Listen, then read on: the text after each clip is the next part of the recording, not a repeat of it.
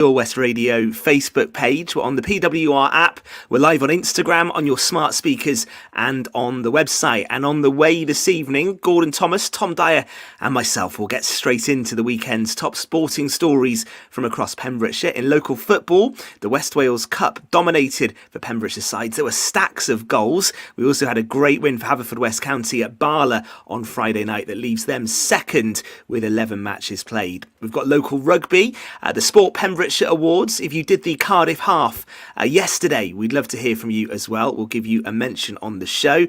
And our guest is with us right from the start. That's Neyland cricketer Patrick Hannon, but one of the lead organisers from the Pembroke County Cricket Club of the really popular and growing Indoor Cricket League. So we're going to get straight to that in just a sec. Gordon, evening to you. How are you? I'm very good. Had a lovely weekend, Ben. It happened to stay dry, which was good, so I managed to see a couple of football games. And yesterday it was nice to see Spurs get back to the true form. Yeah, Spurs getting back to Spursy ways, really, wasn't it, yesterday? I had a lot of stick last week, Patrick. This is just for... Yeah, we'll maybe come to that a bit later. Probably the worst 45 minutes I've had as a Tottenham fan for a long, long time, that second half. That was painful. We were winning the league last week. Wow, it was painful. Evening, Tom, you right? Evening, very well, thank you. Less sore than last week after turning out for Broadhaven seconds against Loreni. Excellent stuff. All right, good to hear from both of you. And we are going to go straight to our guest this evening, who is Patrick Hannon. How are you? Very well, thank you. Thank you for having me on the show. Yeah, look, it's really good because we over the last few years, we've given lots of coverage to the Indoor Cricket League and the popularity of it continues to grow. And we are just 2 weeks away, aren't we, from the 2024 Indoor Cricket League starting. How are you all fixed? Yeah, it's been a very good start to the season because we've had a lot of interest in new teams. So we've got 16 teams in this year's competition, which is great. And notably as well, Crymych and Saundersfoot were very interested in entering the team.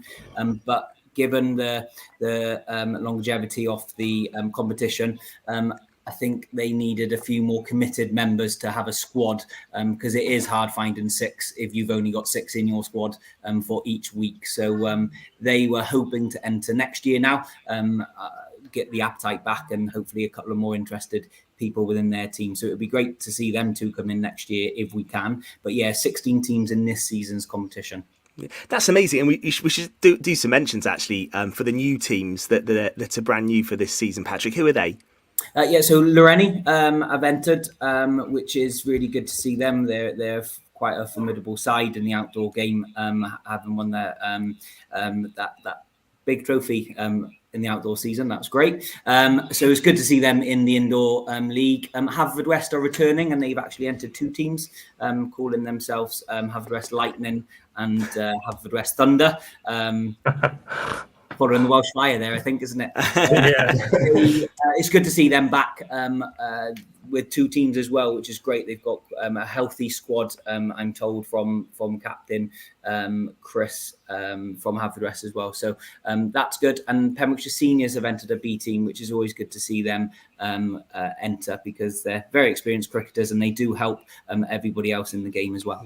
Well, listen, Gordon and Tom will come in just a sec, but just for people watching at the moment and listening who might not be familiar with the indoor format, could you just explain it to people, Patrick, how it actually works? Because it's really entertaining to watch and play in. Yeah, it is. So, this competition's been around for quite a while now, but I think the overall game is to keep going on the overall ECB indoor. So the Pembrokeshire winners represent Pembrokeshire in the Welsh finals. The Welsh winners represent Wales in the regional zone finals, and then the ultimate goal of playing at Lords. And when I started 3 years ago in this role, I always wanted to try and support the Pembrokeshire winner any way I can. And I think the only way that we can do that is if we actually follow the ECB rules. Historically, Pembrokeshire League have played a 10-over format, which isn't the ECB rules. And each bowler can bowl 2 overs. And from the Welsh finals onwards, they follow the ECB rules. And I've always wanted to do that in this competition. And we've done it for Division 1 this year. So the format is slightly different between the two divisions. So 6 teams will be competing in Division 1. And they are following the ECB format of 12 overs per team. Playing each other twice. and it's going to be 3 overs maximum per bowler. It's quite time limited, so people and captains have committed to me that they will ensure their teams are ready for the start and make sure that they have a quick changeover, because they do want to follow this format as well, because they understand what the prize is at the end of the day, and what that is. If you go all the way, you can play in Lords. What a thing that is for everybody. So I've always wanted to do it, and I'm pleased this year that we are doing it. And then that leaves Division 2 then for all remaining teams, and there are 9 teams in that. So there's 9 plus, there's 15 altogether, beg your pardon, not 16. Last minute dropout. But 15 teams in total. There are 9 in Division 2. They'll play each other once in a 10 over format. And what I have said is that next year we'll try and even up the divisions. So promotion and relegations won't be the typical one goes down and potentially one goes up. It does mean that it's going to be an end to finals day. Last year and in recent years, we've had a finals day, so that bit of a end of season do really for the finals day. But basically, whoever wins Division 2 will definitely go up into Division 1, and then it's a caveat then that others may follow just to even up the numbers. Nice. Okay, Gordon. Yeah, Patrick, it's great to see that the numbers are picking up in the indoor league, because obviously Neyland are very strong and you've got a great facility down there. How have you got the other teams to actually participate? Has it been a lot of communication between you and the clubs to get them playing? Because I know there should be other clubs involved in this competition just to keep them going throughout and get prepared for the summer months. Yeah, I mean, sport in Pembrokeshire is quite, everyone does other sports, it seems to be. So, typically in the winter, there's rugby, there's football, and sometimes there's quite a lot of clashes. So to get a squad interested in playing cricket in the winter is hard. As I mentioned at the top of the show, Crimmock and Saundersfoot were both very interested in entering the team, but couldn't get a firm 10 committed, really, because you need a squad of 10 for a 6v6 indoor game. And there are some interest out there. Every time I speak to other clubs that haven't entered, they're like, yeah, it'd be really good to enter. It'd be really good for the game.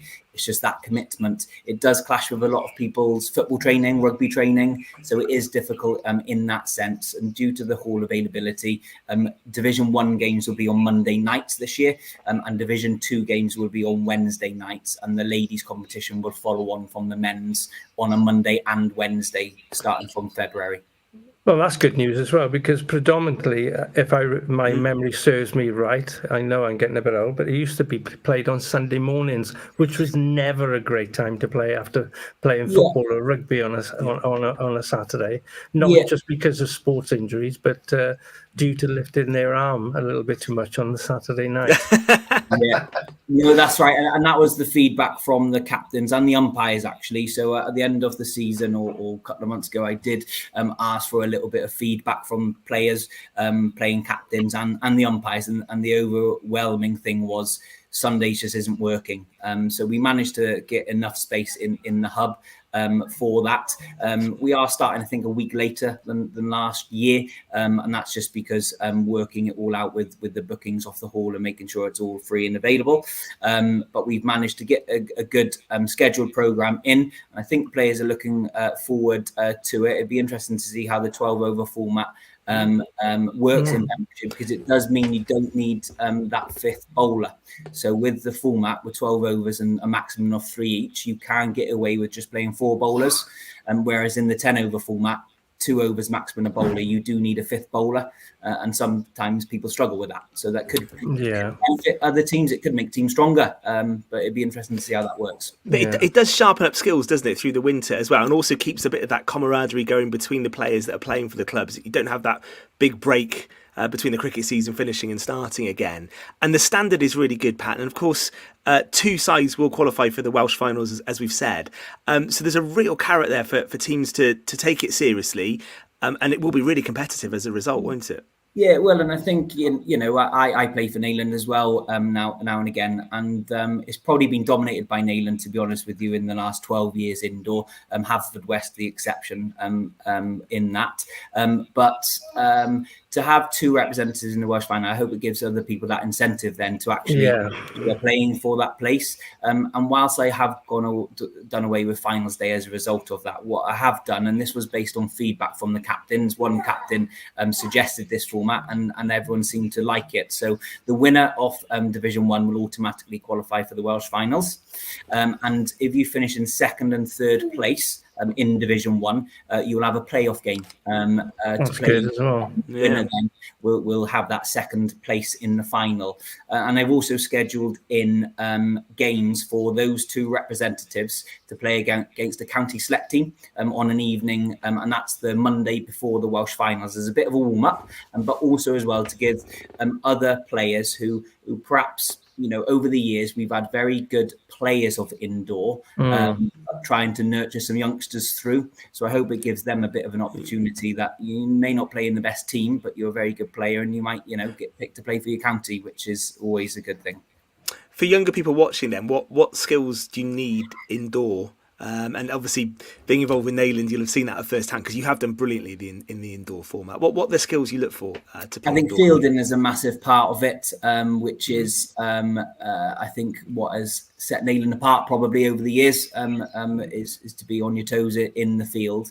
But also, what probably people don't appreciate is that you have to bowl in the right areas, because if you can try and bowl in the areas to make the batsman hit where you want them to hit it, then you can set a field to that. And I think that's a skill that's probably undervalued for indoor, and not all teams understand that. They think, it's indoor, I just bowl as fast as I can, or what have you, and they won't be able to hit it. Or if they do hit it, it'll hit so hard it'll just bounce back off the wall and we won't run. But actually, if you can set a field to where you're going to bowl, we always talk about indoor 3-1 split or a 2-2 split, and by that what we mean is you have two fielders on the leg side, two fielders on the offside, or two on the offside and only one on the leg side. Well, if you do that, don't bowl down the leg, because you haven't got any field. They don't fully understand that, I don't think. So that's a good skill for indoor. Excellent stuff. All right, so Monday, 21st of October, we're 2 weeks away, and then the women's competition will follow straight after the men's is done. Is that right?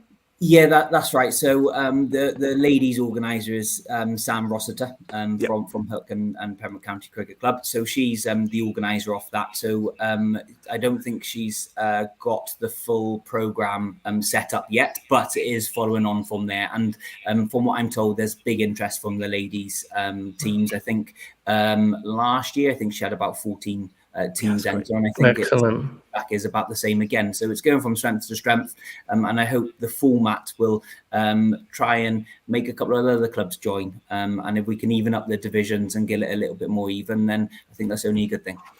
And as Gordon said, you've got a great venue as well, haven't you, at the Hub in Neyland, and also well supported by umpires each match night as well.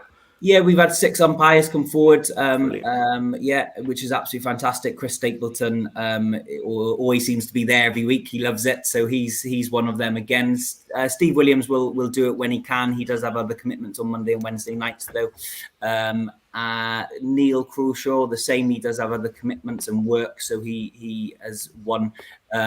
Jonathan Twigg, a new umpire for this year, he has expressed interest in umpiring, so he'll be involved. John Willington done an excellent job last year, and really enjoys supporting the indoor, and he's available for most Wednesday and Monday games, so that'd be good. And Rob Bellaby's always on hand. He's from Neyland, so it's always good to have him in the back pocket, because he can just notice if need be. Yeah, well, listen, all the very best with it. It's great to hear that the popularity is just increasing, and I think it's going to make it really competitive. I know you're here mainly with your neutral hat on today, but you're making Neyland the favourites, or any other sides we should watch out for? No, I think I don't think Neyland will be favourites this year. I think a couple of people are having a winter off, I think, so that might be a bit of an incentive for others. And with that second place in the Welsh finals, Pembroke done very, very well, but don't underwrite right off Hook. They're a very good young side coming up, and if they can have their youngsters committed every week. I think they'll be a force actually, based on last year. So yeah, I think them two I would say look out for. I was going to say, Ben, isn't it a coincidence that on the season where Neyland nearly don't win the outdoor league, that two teams can go up from the indoor league? Yeah, It's going to be competitive. Yeah, it's good to hear. But to be fair, having a competitive competition is great, isn't it? That's what we want. Neyland have done fantastically, but other sides pushing them is a good thing, isn't it, for the competition? Yeah. Yeah, actually, and I think what made the competition alive is given the incentive off that. So finals day last year was a bit of an incentive for people to keep playing until the end, because historically Haverfordwest did dominate, Neyland has dominated. So sometimes people give up halfway through if they know, oh, well, there's no chance of us winning now, we'll just give up. So I think it does give them that incentive. And last year was a high standard, and I think this year will be even higher. And I do think if the Pembrokeshire seniors are looking for an addition, we've got one in the studio there. I reckon Gord could do a great job still for Pembrokeshire seniors, isn't it? Sign you up, Gord, no?